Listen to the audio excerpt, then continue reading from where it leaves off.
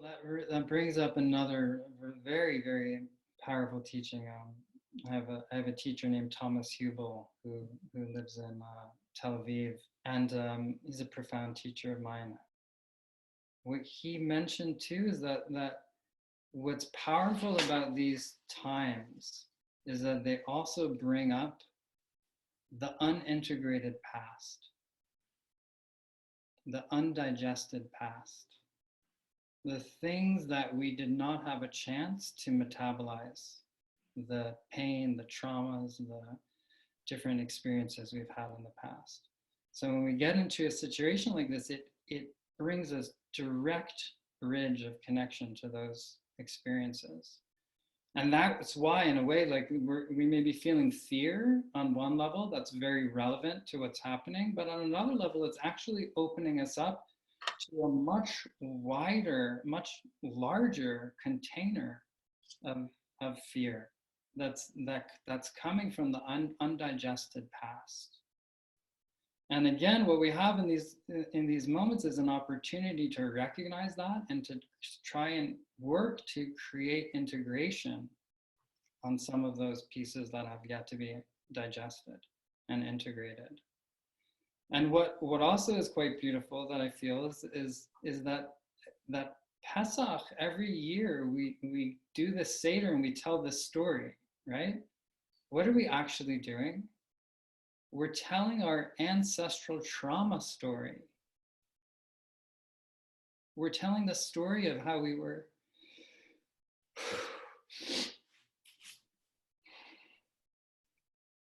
slaves, how we were held down and how we had to make bricks out of our babies.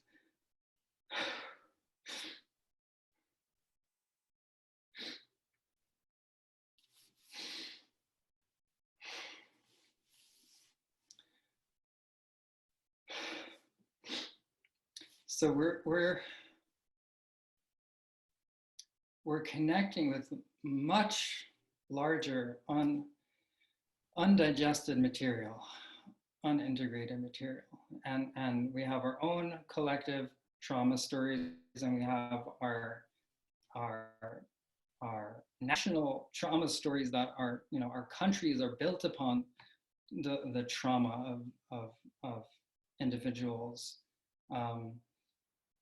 And there's this well, like ginormous well of trauma that things are built upon, that culture and society is built upon, that our own lives are built upon, that we again now are having the opportunity to recognize and to find the empowered way to do our part, to take one scoop out of that well, to do one thing to integrate something from the past that is yet to be digested.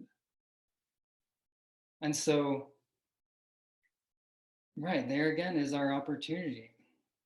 And the connection with Pesach, right? You're going and telling this ancestral collective trauma story.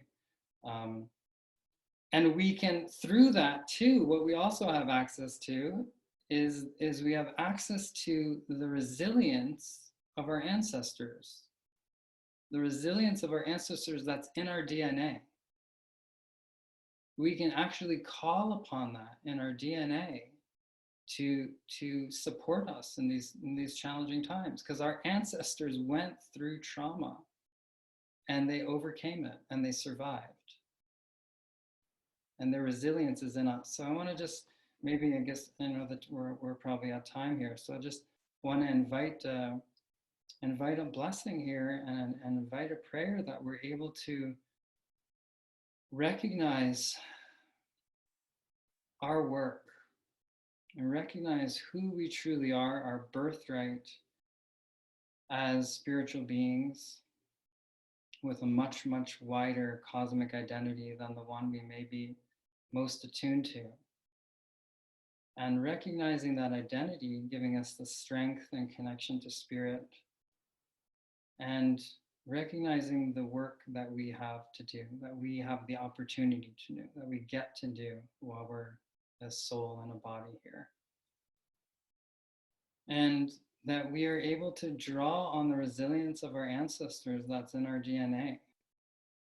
It's in our DNA, that we can draw on that as a capacity to meet the challenges that we are currently facing as individuals, as families, as communities, as nations, and as the globe, as Gaia, as Mother Earth. So thank you for this precious opportunity to be here with you and to share with you.